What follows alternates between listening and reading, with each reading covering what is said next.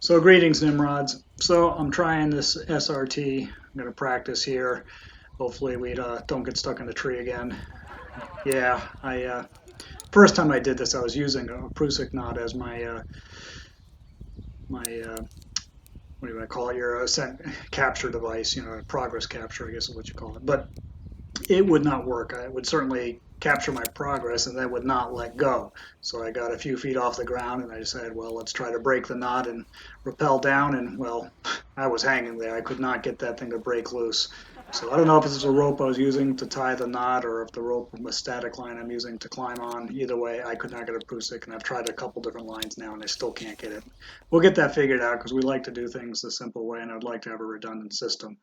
But for now, we're going to use this Mad Rock Lifeguard. It's a belaying device, and we're going to use it to ascend and descend.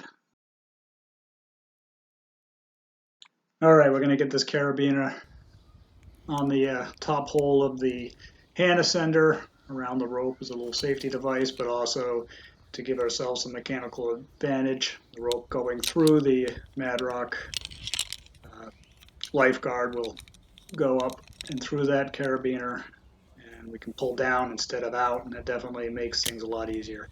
One thing that does not make things easy is my strap that I'm using, 4-foot strap, is way too short. I'm going to have to rig something different up. That's not working terribly well. Um, Using mostly my arms when I'm doing this, and uh, also, as you can see, I'm spinning around and around. There's lots of branches on this tree, and somehow I smack the branches as I'm going up.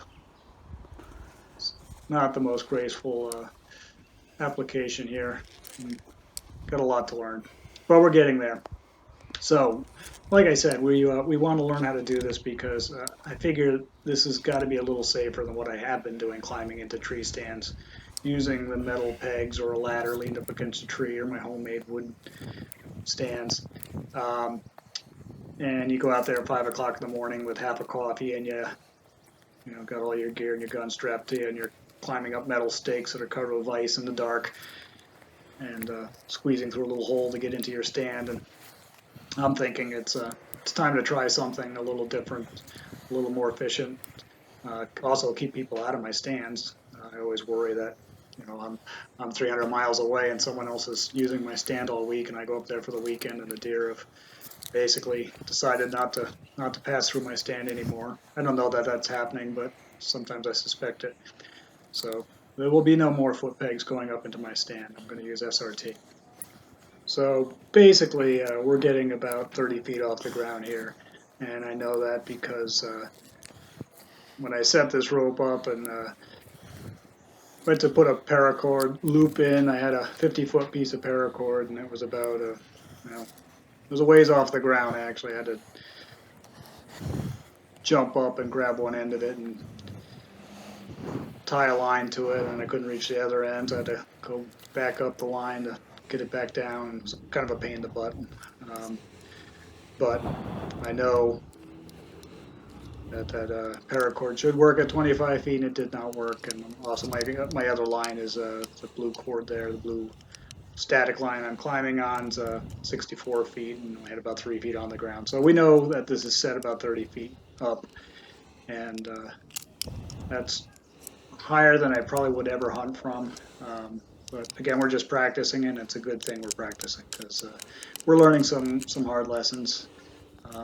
Hopefully get that all out of our system this summer, and this fall we can have a relative measure of confidence going into the woods in the middle of the night trying to get up in a tree.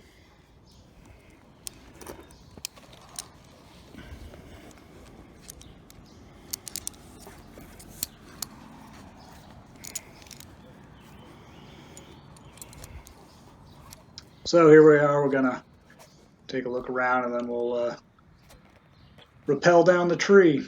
Here's the compound. Spin around here. See the outside of the fence line there. That's outside the compound. Okay, now we're going to rappel down the tree. And to do this, you want to take that hand that's holding the end of the rope going through the lifeguard and put that behind your back. and pull back on the lever on the lifeguard. And that hand going behind you is acting as a brake. You look just like one of those Marines going down a cliff on the TV. You could do it with just pulling back on the lifeguard handle, but it's kind of herky jerky, and you can start going down fast and give yourself a scare. So that keeping the hand behind you definitely really acts as a good brake, and it's pretty easy to do. So just take a leap of faith. That's the hardest part. Alrighty, we made it. We're back down on the ground. So hopefully you like this video. Give it a big thumbs up. Share it with your social media friends. And subscribe. Remember, Nimrod wants you to subscribe. Happy hunting, Nimrods.